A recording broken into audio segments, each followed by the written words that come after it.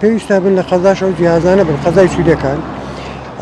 مانجی یەکەمش بۆمە موچەمان کرد بۆ جیازی ئەیتم بەڕاستی هیچ بێچێشەوە بێگرفت توانیمان بچین بە ماوەی زۆر کورتوەری بگرین تەنها گرفت لەومە هاتوچۆیەکەیە لەمە دو ڕێگاکە زۆر ناخۆشتری شەبیتن لەبەرەوەی سڕ و سەقام و سەرماداتی بە فریش دەکەوی لەوانێ نەتوانین وەکو پێویستە و هاتوچۆی بکەین ئەگەر بکرابا لە ماوەیەکی نزیک لێرەش دانرابانش تشی زۆر ضروری و پێویست بوو.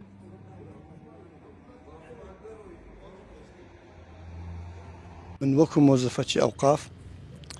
دوو مانگە تقریبان کەوتنە سەر ئەو جیهازەی کە ئەو پارێ ڕائکێشیت ئێمە هەمومان داواکارین مەسرەفەشی زۆر ئەچیت لەو هاتوچۆیە داواکارین لەولایەنە پەیوەنددارانە کە ئەو جیهازە بێتە قەزای سی دەکەن کە سیوا هەیە لەوانە پێی نەکرێت هەفتەیەک پێ بچیت ئەو پارەی پێویستە کە بچی وەربگری لۆ ژیانی خۆی معشتی خۆی سەرف بکە بەڵام یەک هەفتی پێ ئەچی هەتا ئەچیتە سۆران لۆ بکەینێ لۆ جیهازێک لێرە نەبی کە ئێمە هەر کاتێک پێویست بوون ئەو پارە ڕابکێشین پارەی خۆ ڕابکێشین وەکو مۆزەفی هەموو ئەو مەقسەد ئەو شارانە مۆزەفی زۆرە لێرە حەقی خۆیانە ئەو جیهازە بە زووترین کات بێت. ماوە 6 مانگە لە جیهازەکانی هەژماری مەموچە ڕادەکێشین داوا لە حکوومەتی هەرێمی کوردستان دەکەین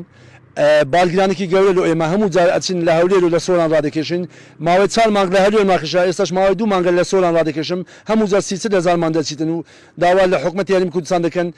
جیهازەکانی هەژماریمە لە سیدەکان بگرێتەوە لە دەڤەری بەلادۆ چونکە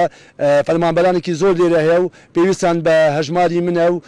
کە بۆ ڕاکێشانی پارە لە جیهازەکانی هەژماری من